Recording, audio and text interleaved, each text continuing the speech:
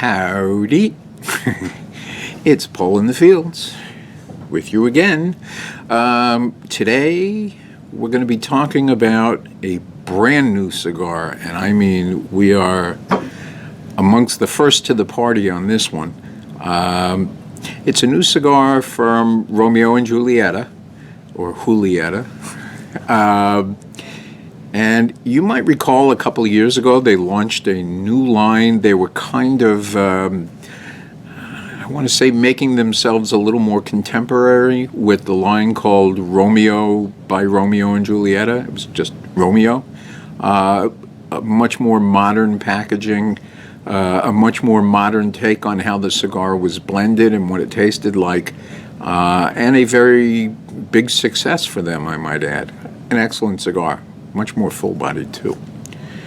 Well, they've added something to the Romeo by Romeo and Julieta line. It is called Romeo ANEJO by Romeo and Julieta. Añejo means aged, and when we get to talking about what's in this cigar, you will understand why they call it aged. But before we even get that far, take a look at this wrapper, which is gorgeous.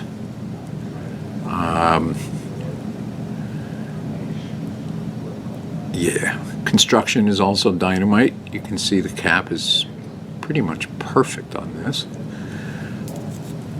And if you can tell, it looks like a fair amount of Ligero in there too. For those of you that care about wood, here's the box. Romeo by Romeo with a, I'm back here somewhere, with an Anejo thing on it. And it looks good on the inside too.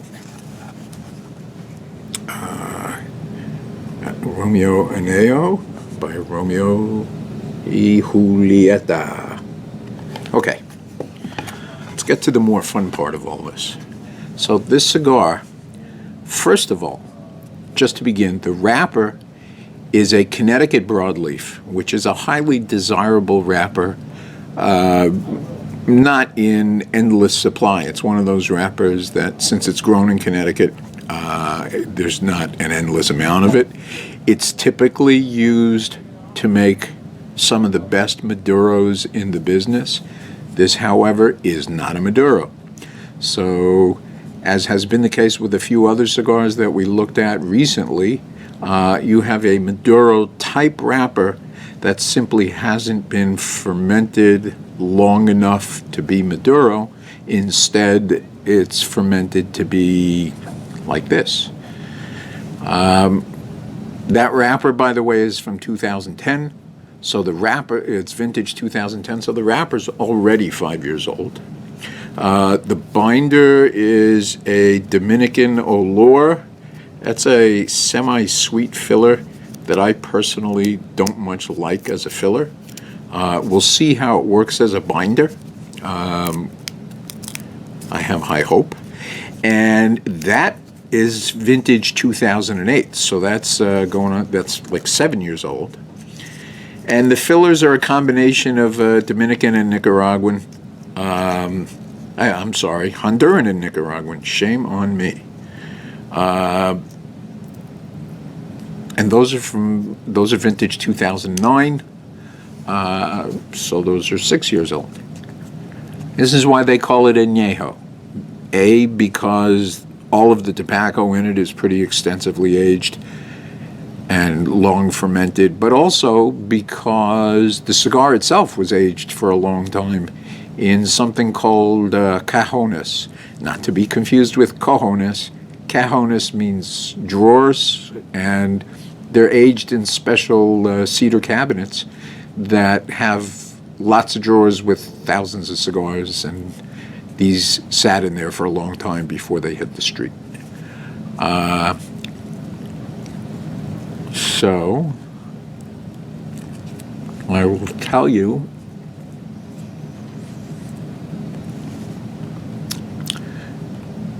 the wrapper has a slightly granular taste. That sounds like a bad thing, but it's not. What it tastes like is that the oils in the wrapper are so dense that you feel them on your tongue. Very earthy, a little bit of spice, and a good pre-light draw. I love it. Okay.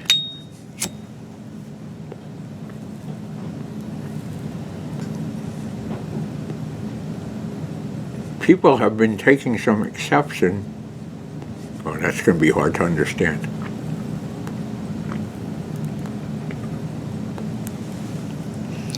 People have been taking exception to the way that I light the cigars on these reviews. That I don't toast it long enough, that I puff too fast. And there are a couple of things that I'll tell you since it's been brought up. I usually don't toast it much because I feel like if you do it right, it's going to light right anyway. And second of all,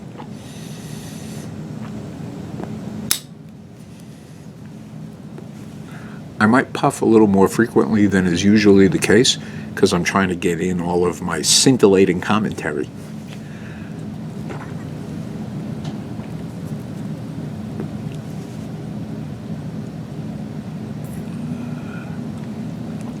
This starts right out as a spicy, powerful cigar. I believe it comes in 4 sizes: a Robusto, a Toro, a Torpedo, and something else. I forget which.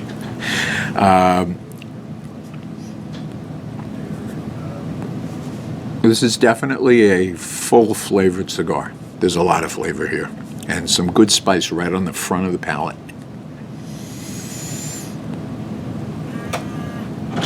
Draw is spectacular, as you can see.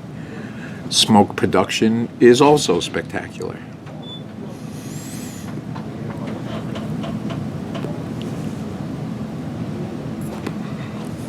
The flavor is very rich, almost intense, but not harsh. It's a little spicy, but not bitey at all. So I say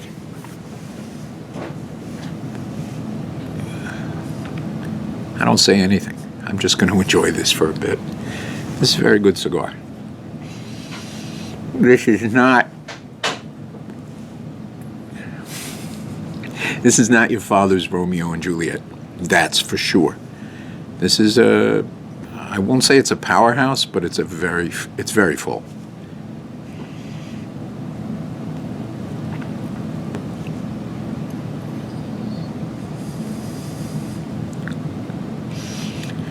Retrohale is all about earth and leather. Wow. Actually, those are the 2 primary flavors that I'm getting. There are nuances of some other stuff here, like a little bit of cedariness, a tiny bit of sweetness on the finish. But frankly, more than anything else, earth and leather. It's like smoking a dirty saddle. No.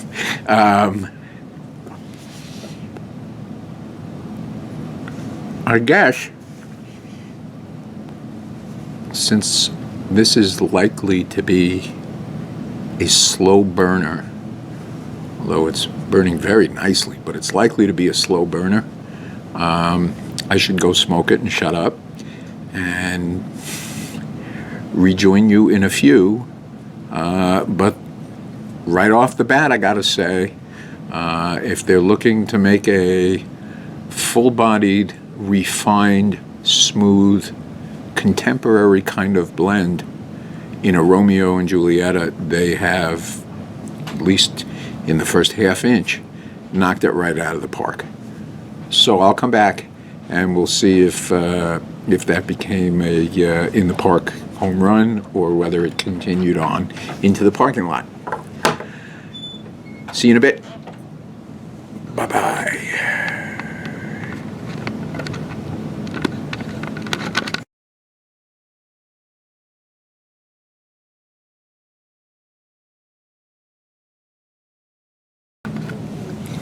I'm back, and I've had time to smoke a good way into this cigar.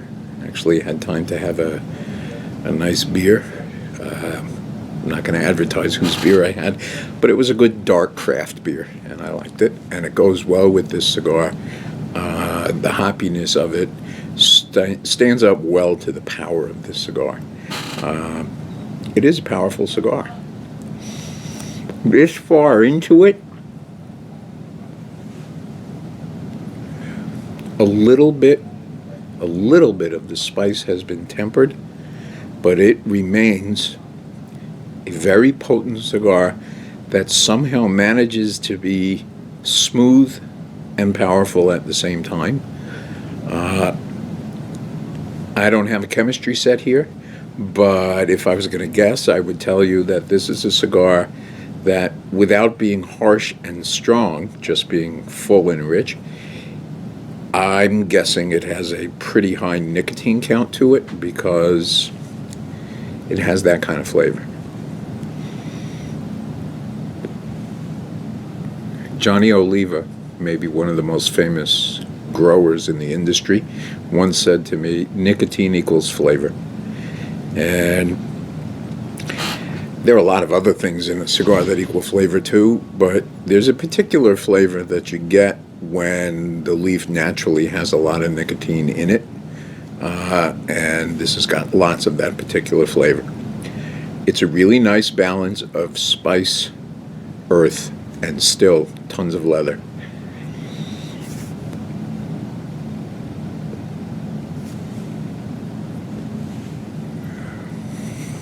By the way, I'm smoking a Robusto.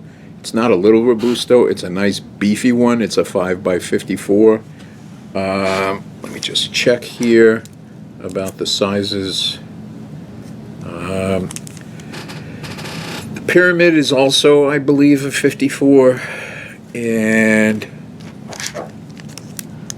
the Toro also looks like a 54. So we've got a 6x54 Toro and Torpedo and a 5x54 Robusto. Price range is like the rest of the Romeo by Romeo e Julieta line. That is in the $8-9 range. Once again, this is not your father's Romeo and Juliet. If you're thinking of something tasty but on the mild side, if you're thinking of something that tastes old school Dominican, this ain't it. If you're looking for something, I hate to use this phrase, but it actually applies here. If you're looking for something that tastes almost Cuban-esque in its richness and combined richness and smoothness, this is very much going to be your kind of thing. And frankly, I think this cigar reflects the amount of aging that they put into both the tobacco and the finished cigars. That just seems to be how it's playing. I could smoke a lot of these. Definitely. So, Romeo ANEJO by Romeo and Julieta. You can find them at Cigars, of course. And I would imagine in the not too distant future you'll find them in a bunch of other places too, because that's how Altadis does things, the Romeo people. But if you're in a hurry to get them, I can tell you that Cigars has them now. And they are brand new. So, for lack of anything more interesting to say, smoke often, smoke happy, and I'll see you next time. Bye.